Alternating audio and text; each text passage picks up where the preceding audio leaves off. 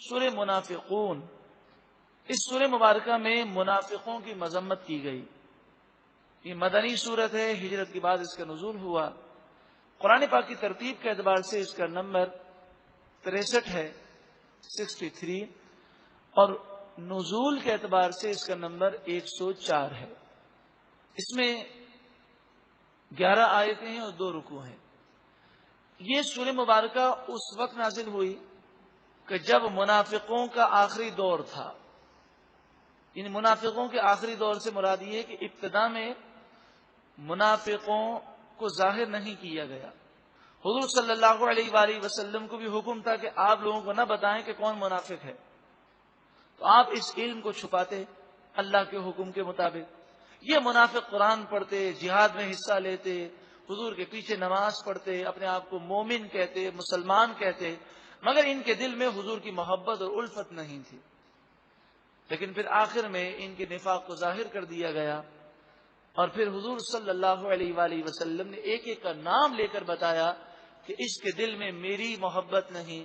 جب اللہ کے رسول کی محبت نہیں تو اللہ کی بھی محبت نہیں، کیونکہ جو یہ دعویٰ کرے کہ میرے دل میں اللہ کی محبت ہے اور وہ حضور کی تعظیم و توقیر نہ کرے، حضور سے محبت نہ کرے، تو وہ اللہ کی محبت کے دعوے میں جھوٹا ہے۔ کہ جسے اللہ سے محبت ہوگی وہ لازماً حضور صلی اللہ علیہ وسلم سے محبت ضرور کرے گا۔ بسم اللہ الرحمن الرحیم، اللہ کے نام سے شروع جو بہت زیادہ مہربان نہایت رحم کرنے والا۔ اذا جاءک المنافقون، جب آپ کے پاس منافق لوگ آئے، قالوا، اور وہ بولے، نشہد، ہم گواہی دیتے ہیں، انکا، بے شک آپ، لرسول اللہ، ضرور اللہ کے رسول ہیں۔ منافقوں نے قسم کھائی، کہا ہم گواہی دیتے ہیں، بے شک، ضرور، 2 تاکیدیں ہیں، بے شک، ضرور، پھر جملہ اسمیہ ہے، وہ خود اپنے اندر تاکید رکھتا ہے، 3 تاکیدیں ہیں، پھر نشہدو کے الفاظ ہیں جو مزید بات کو پختہ کرنے کے لیے ہم گواہی دیتے ہیں۔ اتنی قسمیں کھا کر وہ ایک بات کہہ رہے ہیں، لیکن قرآن کیا فرماتا ہے؟ واللہ یعلم انک لرسولہ، اور اللہ خوب جانتا ہے بے شک آپ ضرور اللہ کے رسول ہیں۔ جن تاکیدوں کے ساتھ منافقوں نے کہا، انہی تاکیدوں کے ساتھ اللہ رب العالمین نے جواب دیا، اور پھر آگے ارشاد فرمایا، واللہ یشہد ان المنافقین لکاذبون، اور اللہ گواہی دیتا ہے کہ منافق ضرور جھوٹے ہیں۔ حالانکہ منافقوں نے جو بات کہی کہ بے شک آپ اللہ کے رسول ہیں، تو اس بات میں تو کوئی شک ہی نہیں کہ آپ اللہ کے سچے رسول ہیں، مگر سوال یہ ہے کہ پھر یہ کیوں فرمایا گا کہ اللہ تعالیٰ گواہی دیتا ہے کہ منافق جھوٹے ہیں؟ اس محبت رسول کے دعوے میں جھوٹے ہیں۔ یہ کہتے ہیں ہم آپ کو اللہ کا رسول مانتے ہیں، اس دعوے میں ہی جھوٹے ہیں۔ ان کے دل میں حضور کی محبت نہیں، حضور کی تعظیم و توقیر نہیں۔ اتخذوا ایمانہم جنتا، یہ اپنی جھوٹی قسموں کو ڈھال بناتے ہیں، جھوٹی قسمیں کھا کر مسلمانوں کو بے وقوف بنانے کی کوشش کرتے ہیں۔ کسی بھی گستاخ نبی سے کہیں صلی اللہ علیہ وسلم کہ بھئی گستاخی مت کرو، تو وہ یہی کہے گا کہ ہم تو عاشق رسول ہیں۔ ہم تو کہتے ہیں گستاخ رسول تو موت کا حقدار ہے، مگر صرف کہنے سے کیا ہوتا ہے؟ جو ہر وقت حضور کے عیب ہی تلاش کرتا پھرے، کہے حضور کو اس بات کا علم نہیں تھا، دیوار کے پیچھے کا علم نہیں تھا، نعوذ باللہ من ذالک، حضور کو تو اپنے خاتمے کا علم نہیں تھا، نعوذ باللہ من ذالک، حضور کو تو منافقوں کا علم نہیں تھا، حضور کو تو یہ نہیں پتا تھا، وہ نہیں پتا تھا، حضور سے فلاں جگہ پر نعوذ باللہ من ذالک غلطی ہو گئی۔ اس طرح کی باتیں کوئی کرے تو بتائیے کوئی عاشق رسول جس کے دل میں حضور کی تعظیم اور محبت الفت ہو وہ ایسی باتیں کر سکتا ہے؟ عاشق رسول تو قرآن پڑھے، احادیث پڑھے اور حضور کے فضائل ڈھونڈے، اور اگر جس کے دل میں حضور کی محبت ہو، کیا وہ قرآن اور حدیث سے حضور کے عیب تلاش کر سکتا ہے؟ وہ ذات جن میں عیب ہے ہی نہیں، وہ عیب سے پاک ہیں. اللہ تعالیٰ عقل سلیم عطا فرمائے. فَصَدُّوا عَن سَبِيلِ اللَّهِ، پس ان لوگوں نے اللہ کے راستے سے روکا، قسمیں کھا کر مسلمانوں کو بے وقوف بنایا. انہم ساء ما کانوا یعملون، بے شک وہ بہت برے کام کرتے ہیں. ذالک بانہم آمنوا، یہ اس وجہ سے کہ انہوں نے کہا کہ ہم ایمان لائے. ثم کفروا، پھر حضور کی بے ادبی کر کے وہ کافر ہو گئے. فطبع علی قلوبہم، پھر ان کے دلوں پر مہر لگا دی گئی. اب ایسے حق سے دور ہیں کہ ان کے دل مردہ ہو چکے ہیں. فہم لا یفقہون، پس وہ سمجھ نہیں رکھتے. یعنی قرآن کی آیتیں پڑھیں، احادیث سنائیے، پھر بھی حضور کا مقام و مرتبہ وہ سمجھنے کو تیار نہیں. وَإِذَا رَأَيْتَهُمْ تُعْجِبُكَ أَجْسَامُهُمْ، اور جب تم ان منافقوں کو دیکھو تو تمہیں ان کے جسم بڑے پیارے لگتے ہیں. کیونکہ یہ منافق اپنے آپ کو بڑا نیک اور پارسا ظاہر کرتے، سجدے کے نشانات ان کی پیشانیوں پر ہوتے، اور یہ مسلمانوں کے سامنے سر جھکا کر ایسے بیٹھتے جیسے ان کے جیسا تو کوئی صوفی نہیں ہے. وَإِن يَقُولُوا تَسْمَعْ لِقَوْلِهِمْ، اور بات کے اتنے میٹھے تھے یہ، اور اگر وہ بات کریں تو تمہارا دل چاہے تم ان کی بات غور سے سنو، اتنے یہ میٹھے ہیں بات کے، مگر دل میں ایمان نہیں، روح ایمان نہیں.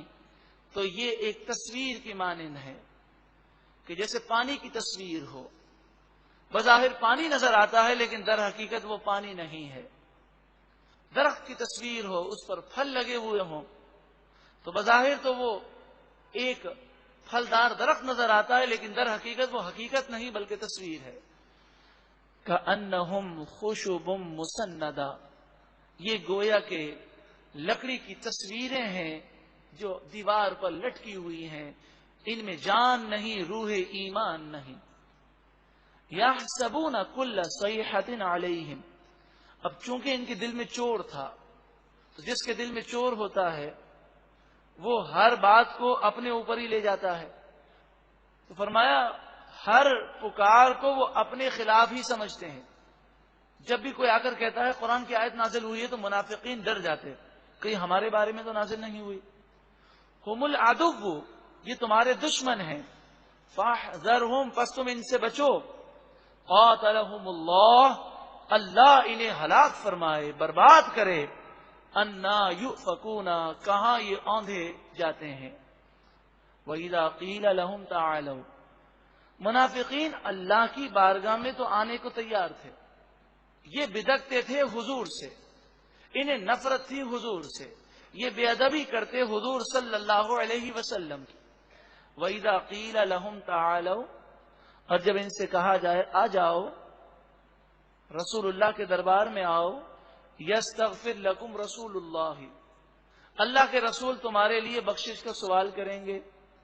حضور کی بارگاہ میں صلی اللہ علیہ وسلم کی بارگاہ میں آ کر تم معافی مانگو، حضور صلی اللہ علیہ وآلہ وسلم تمہاری سفارش کریں گے، شفاعت کریں گے. تو منافق شفاعت کو تو مانتے نہیں تھے. لووا رؤوسہم، تو وہ اپنے چہروں کو، اپنے سروں کو ہلاتے ہیں، یعنی انکار سے، نہیں حضور صلی اللہ علیہ وسلم کی بارگاہ میں نہیں جانا. لووا رؤوسہم، یہ اپنے سروں کو انکار میں ہلاتے ہیں. وَرَأَيْتَهُمْ يَصُدُّونَ، اور تم دیکھتے ہو کہ یہ حضور کے دربار سے بھاگتے ہیں. وَهُمْ مُسْتَكْبِرُونَ، اس حال میں کہ یہ تکبر کرتے ہیں اور حضور کی بارگاہ میں حاضر نہیں ہوتے. چونکہ یہ حضور صلی اللہ علیہ وسلم کی بے ادب ہے، اور جو نبی اکرم صلی اللہ علیہ وسلم کا بے ادب ہو، اللہ تعالیٰ اس سے ایسا ناراض ہوتا ہے کہ پھر اس کے لیے بخشش کا پروانہ جاری نہیں کیا جاتا. اللہ تعالیٰ ہمیں اپنی ناراضگی سے محفوظ فرمائے. سواء علیہم، برابر ہے ان لوگوں پر. استغفرت لہم، آپ ان کے لیے استغفار کریں. ام لم تستغفر لہم، یا آپ ان کے لیے استغفار نہ کریں. یہ چونکہ آپ کے بے ادب ہیں، اللہ ان سے ایسا ناراض ہے کہ ان کی بخشش نہیں فرمائے گا. لن یغفر اللہ لہم، اللہ تعالی ہرگز ان کی بخشش نہیں فرمائے گا۔ یہ حکم اس وقت تک ہے جب تک یہ توبہ نہ کر لیں، اور توبہ کر لیں اور آئندہ حضور کی بے ادبی نہ کریں تو اللہ تعالیٰ بخشنے والا ہے۔ ان اللہ لا یہدی القوم الفاسقین، بے شک اللہ تعالیٰ فاسق قوم کو ہدایت نہیں دیتا۔ حضور صلی اللہ علیہ وآلہ وسلم کی محبت صحابہ کرام کو کیسی تھی؟